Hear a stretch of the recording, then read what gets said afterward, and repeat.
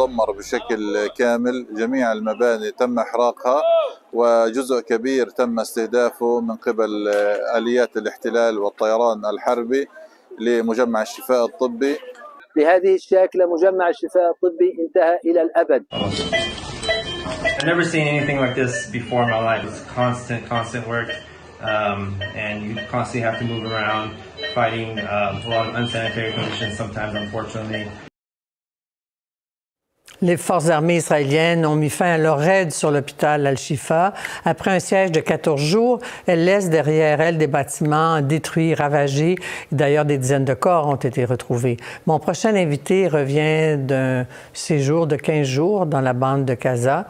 Christophe Oberlin est chirurgien, spécialiste de la microchirurgie et professeur de médecine, justement, en Palestine. Il est un habitué de l'hôpital Al-Shifa. Il est également connu pour ses prises de position politique sur le conflit israélo-palestinien. Je lui ai parlé un peu plus tôt. Docteur Oberlin, bonsoir et bienvenue à 24/60. Vous êtes tout juste de retour de Gaza, quelques heures à peine depuis votre retour. Bienvenue à 24/60. Et pouvez-vous nous parler de ce que vous avez vécu sur le terrain pendant ces 15 derniers jours? Alors, j'ai vécu sur le terrain pendant ces 15 derniers jours, mais c'est un endroit qui m'est très familier. Puisque ça fait 20 ans maintenant, 20 années, que je vais opérer à moitié à l'hôpital Shifa, dont on parle tristement en ce moment, et à moitié à l'hôpital européen. Autrement dit, j'étais dans un terrain que je connaissais, avec des partenaires hospitaliers palestiniens qui me connaissent, qui travaillent avec moi. Ça me fait beaucoup de peine quand je vois. Oui. Ce magnifique bâtiment de chirurgie spécialisée, on faisait de la chirurgie cardiaque, thoracique, des transplantations rénales, de la chirurgie endoscopique, du cathétérisme cardiaque. Et donc, je connais très bien ces équipes palestiniennes. Et donc, j'ai pu travailler, ne quittant pas l'hôpital européen, j'ai pu travailler pendant 15 jours dans de bonnes conditions matérielles et surtout entouré d'un personnel qui connaît son matériel, qui connaît la technique et qui sait ce qu'on peut apporter. Donc, on a opéré 45 patients et disons qu'on a évité l'amputation d'un membre ou d'une main à un certain nombre de ces blessés. Parce que la chirurgie qu'on peut faire actuellement est une chirurgie assez sophistiquée, assez conservatrice. C'est paradoxal avec l'augmentation de la puissance des bombes, mais on peut le comprendre facilement. Les bombes sont extrêmement puissantes et tuent énormément sur place. La proportion de blessés par rapport aux tués varie de 2 à 1. Pour un mort, il y a 2 blessés, alors qu'au cours des affrontements précédents, pour un mort, il y avait 4 ou 6 blessés. Vous voyez. Ceux, par contre, qui manquent énormément, et ça a été dit d'ailleurs par l'interlocuteur précédent que vous avez eu à Rafah, eh bien, ce sont des lits de soins de suite. Parce que finalement, l'hôpital est rempli de patients qui sont évidemment incapables de rentrer chez eux, non seulement parce qu'il n'y a plus de chez eux, mais c'est en même temps des patients qui ont des appareils, des fixateurs externes, qui ont les jambes immobilisées et qui sont au fond d'un lit, qui occupent un lit et on ne peut plus s'en débarrasser, si j'ose dire. Dans une récente entrevue à la presse écrite, vous avez déclaré « Ce qu'on voit sur le terrain, c'est de la pathologie de camps de concentration ». Vous avez été très ému tout à l'heure à la vue des images de l'hôpital Al-Shifa, complètement détruit. L'armée israélienne s'est retirée le 1er avril. Vous avez travaillé dans un hôpital européen qui, semble-t-il, semble épargné. Mais quelles sont les conditions, justement, de pratique pour les Palestiniens qui dépendaient de l'hôpital Al-Shifa et votre réaction à la destruction de cet hôpital, à ces attaques de l'armée israélienne?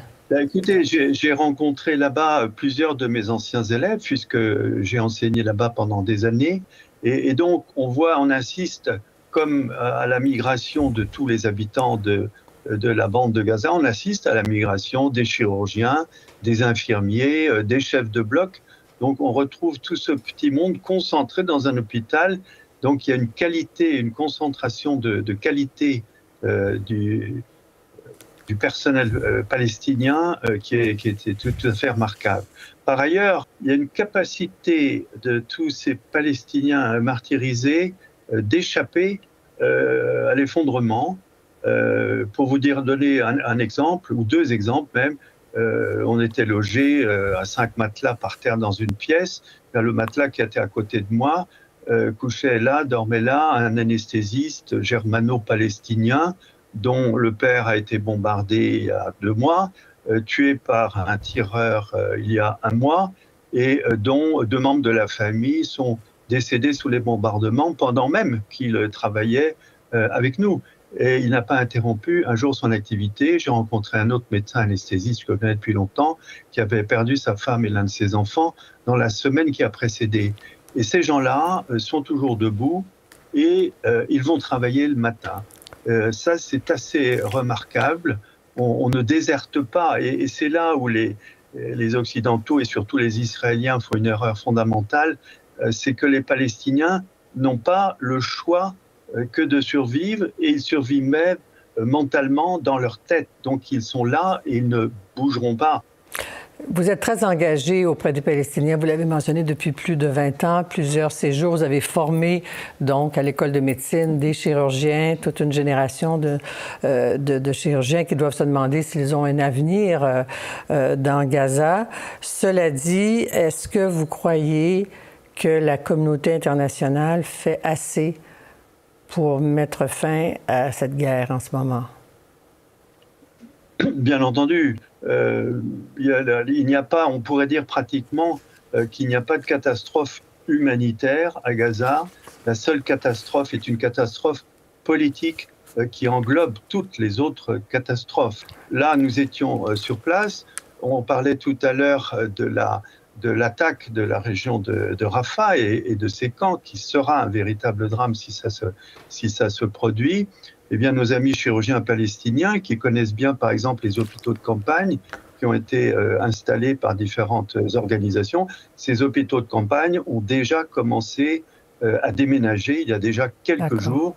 Ils sont en train de se concentrer dans un tout petit coin de la carte en bas et à gauche, au bord de la mer. Donc, la catastrophe, elle est absolument prévisible.